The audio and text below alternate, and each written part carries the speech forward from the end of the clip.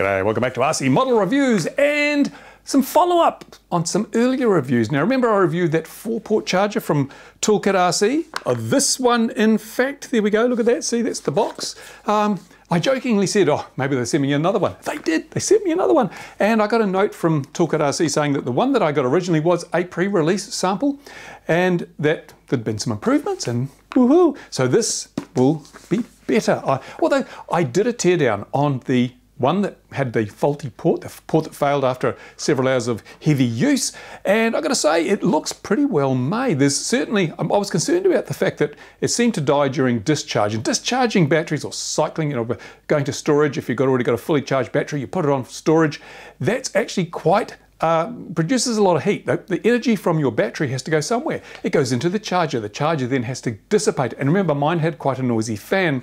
So I'm thinking maybe the fan wasn't operating at full effectiveness, and being a pre-production unit, there'd be a problem. But I had a look, the heat sinking looks quite good. There's a lot of heat sinking inside these chargers, and the construction, general construction is excellent. I did notice on the pre-production one, there was some funny stuff on the power board. It looked like kind of some kind of not mold, but there certainly was some residue on the power board, and that didn't contribute to that problem, but it was clear there's a couple of bodge wires as well. So it's really well designed, it's really well assembled, but it obviously was a pre-production unit, so a bit harsh to judge it on the basis of that. So they sent me this replacement one, which I will be thoroughly testing, but having looked inside, I'm pretty confident that these will stand the test of time. They're well designed, well engineered, well put together. So I was just reviewer's curse and, as I say, pre-production. So there you go, you got an early insight, but hey, I think I can fairly heartily recommend these now, having looked at them and seen how well they're built inside. So there you go, just a follow up. If you're teetering on whether to buy one of these, I'd say, yeah, it's probably not a bad purchase. When you see how much you get for your money, there's a lot of stuff inside these things, a huge amount of stuff. The other follow up was this little fella here, the TX12, had to look. TX12, I mentioned in my review that it was, it felt different and that made it harder to fly, but I've been using this thing quite a bit now and I'm loving it. I'm loving it. I'm fully used to the smaller size. I lengthened the sticks, I extended the sticks, they are adjustable length. I extended the sticks out and now, woohoo, I flew my Super Easy in some really gusty winds because that's the only weather we've had is really windy weather, and I felt quite at home. I was pushing the margins. I felt every bit as confident flying with this as I did with my Taranis QX7S, which has been the radio I've been using most because I'm slowly shifting over to the new Radio Master T16S CNC edition. But this, it's going in my backpack. It's going home, it's going in my backpack. It's going to be my park flying radio because it's just so small and portable. The only thing, as I said, is a little scrolly switch, but this again is a pre-release unit. So I'd expect the scrolly wheel will have been fixed by then. Also, it'd be really nice if they had some kind of case for it because putting in the backpack, the sticks are exposed. The reason I've used my QX7S is because it came with a lovely case. And when you put the little gimbal guards on and close it up, you could drop it off a mountain and it wouldn't damage the radio. This, I may make, well, I haven't got a 3D printer. Someone send me a 3D printer quickly. But I'm pretty sure someone will start making 3D stick units, 3D printed stick guards for these, so you can just throw them in your case. The fact that it's got fewer switches, it's got these little clicky things instead of switches here, is a bonus because switches in backpacks, So a nice little case would not go astray if with transmitter. So hopefully someone's listening, third party, maybe even Radio Master themselves will come up with a nice little case to make this the portable radio. Anyway, there you go. So that's 2 follow-ups on 2 reviews. Now, Runcam have been sending me a bit of stuff. Got this. What is it? Let's have a look. It says it's the Hybrid 2, the camera, the Split Hybrid 2. I've got a build going at the moment. I will put this in. There's still a lot of room for analog in the world.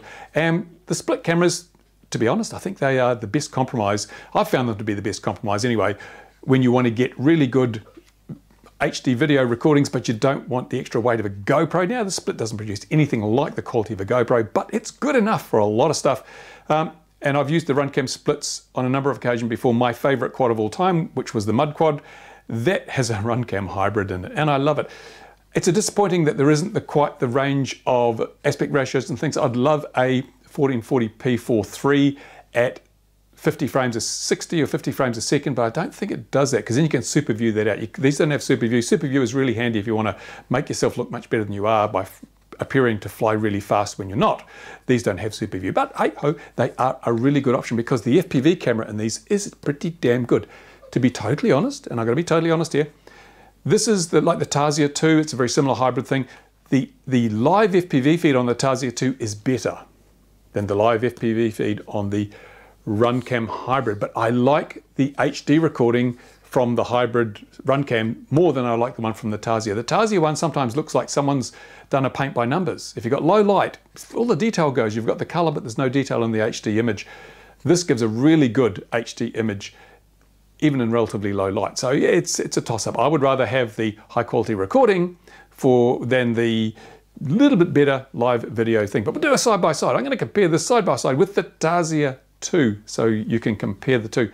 And my choice would be, based on the previous one of these, the RunCam. But your choice may differ, so that side-by-side will be coming up as our summer of fun unfolds here in the Southern Hemisphere, eventually. And I'm going to mention this. I'm going to mention this. This is the JR XG8. I reviewed this years ago on this very channel, and I said it was a pretty good radio. And in fact, you know, especially at the time, it was a really good radio.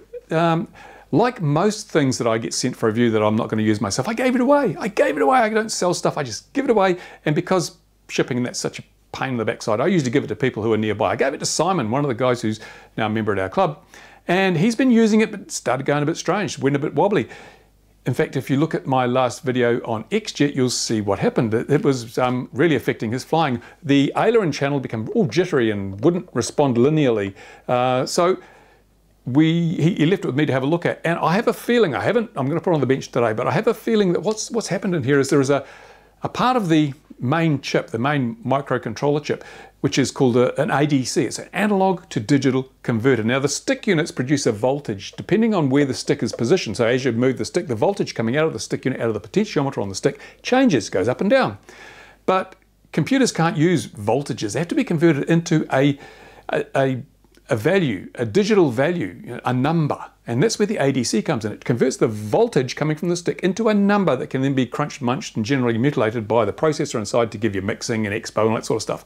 So what I think has happened here is that the ADC on the ailerons has become noisy or become faulty in some way. So it's not putting out an accurate number for the stick position. At times it's intermittent, which makes things worse as well.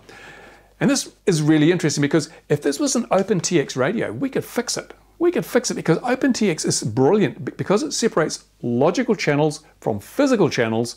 Then you could, for example, if this has a faulty ADC on the aileron channel, what you could do is take the ADC that's connected to, say, one of the sliders, connect it up to the aileron stick, and then in the software, just say, well, my ailerons are now channel 5. And it would work as before. It'd be perfectly fine. You could still use the thing. Unfortunately, when you get proprietary radios like the JR or even Futaba or Spektrum, you don't have that freedom, that flexibility. You can't change stuff like that. It's all locked up inside, and most of them don't have that channel remapping facility. Well, certainly not many of the ones I've looked at have it. And it's another reason to consider OpenTX for your radio. I don't care what brand you buy, I don't care what make, what model you buy, but if you're looking at a new radio, please take a close look at OpenTX, because once you've learned OpenTX, it means that any future radio you buy that also runs OpenTX will be a doddle to set up, to program, to use, because you've already learned the basics. Now, I know from experience that going from one proprietary brand of radio to another can be a real nightmare. I used to fly high-tech Eclipse way back in the day, and then I got, what did I get off that? I got a Turnigy, and that was completely different in the programming and things. And then what did I get? I got Taranis, OpenTX. But since OpenTX, it's been easy because every successive, whether it's a Taranis or a QX7 or a Radio Master or a Jumper or a Radio King, or a Tango 2, they all use OpenTX. So it's really easy to move from one brand of radio to another without all that hassle of having to relearn how to mix and set up a model. So yeah, proprietary radios have their place.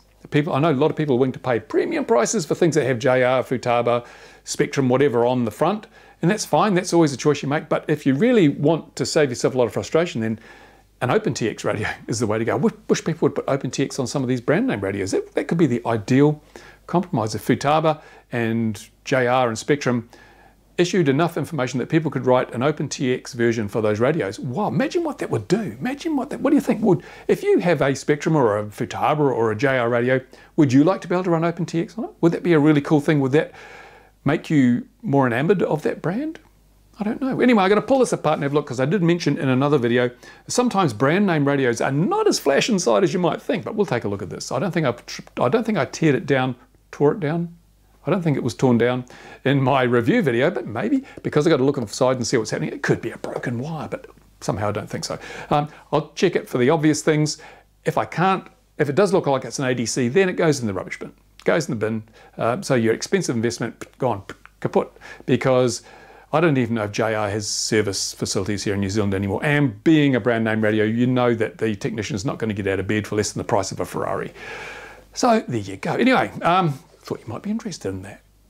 And the other thing Runcam sent me was this. It's a battery charger, but it's not for LiPos. It's not for your flight batteries. It's for the batteries that are now in their cameras. It's a really cool idea, because I don't know how many times I've wanted to use my camera and the battery's flat. So I have to plug the camera into my charge unit, and that means I can't use the camera while I'm charging the battery. But if you get some spare batteries in one of these, can you see that? Hopefully you can focus, camera, focus. Can you focus on that?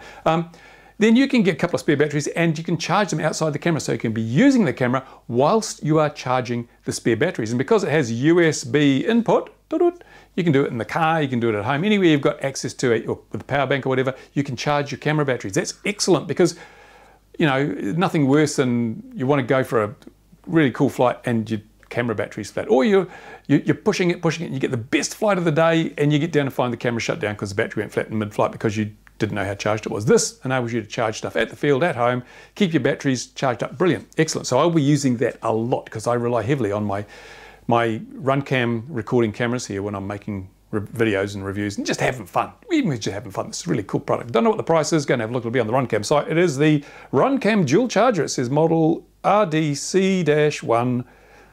If that's any help to you, go and have a look. I was going to do a full review, but I don't. What's the review? It's a thing. It works. In fact, I might tack the review I was going to do on the end of this video so you can see, because it's not worth a video on its own. So if you're interested in this, keep watching. You'll see this in a mini micro review on the end of this little video. Anyway, that's it for me, I think. It's still blowing a gale outside. It's going to blow a gale. It's supposed to be good during the coming week. We've got a big anticyclone coming. Woo! It'll last for a few days. So I have all the flight tests to do. What am I going to flight test? Well, I've got a whole lot of those radio master receivers I want to flight test. I'll be doing as much of that as I can. I've got the, hold on, have to look for it. Here we go.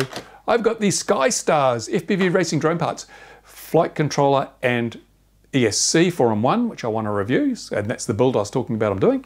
So there's things coming up. And so if you've got questions, comments, do my private parts, please. I'll do my best to answer them. In the meantime, thanks for watching. Thanks to my Patreon supporters. You make this all possible. Wouldn't be possible without you. You're important people, especially with damn YouTube messing us all around. Thanks for watching, guys. Bye for now. Righto, here you go. Let's. I'll plug that in again, because when this is micro USB, it has a USB-C and a micro USB. Let's plug that in. The green lights came on the first time. There's nothing happening now. What's going on there? Maybe that's loose on there, I don't know. See if it goes. Let's whack a battery in and see what happens. Does the light come on? No, I've buggered it already. How could that be? Oh, I haven't turned the power on, I don't think. Haven't turned the power on. Let's turn the power on and see what happens. Which is the... One of these will do it, I hope. There we go, look at that. Woo! Oh, it always helps to have the right switches turned on. Anyway, there we go, look. So, obviously, the battery needs a charge. Well, I've got the Runcam 4K here. Let's try that one. Whip the battery out of there. I think these are all the same batteries, so if you stick with Runcam, you can buy yourself some spare batteries and use them in all your cameras, which is, if you can get the damn things out, which is a bonus. Here we go, another Runcam battery. Let's put that in there, see if it'll hold up to the strain. There we go. So there you go, you can charge 2 batteries outside of your cameras. Yeah, I like that. I'll be using this because I use Runcam cameras a lot. There are better cameras on the market. Honestly, there are better cameras on the market, but the Runcam just keep giving me the best value for money in terms of, you know, what you get for your dollar. I mean, the original GoPro Session was better than this, better than that, but so damn expensive now you can't really buy them apart from the second-hand market. And these are almost disposable. The price of these things almost makes them disposable. You know, if you lose one, you're not going to cry buckets because you can afford to buy a new one. It's not like a GoPro Hero 9, which costs you an arm and a leg. So yeah, great stuff. A good idea, Runcam. I'm happy with that. It seems to work. I will use it over the next few days and I will update you in a future video if there's any problems, but I really don't see that there'll be any problems. It's pretty simple. It's a charger. What could possibly go wrong?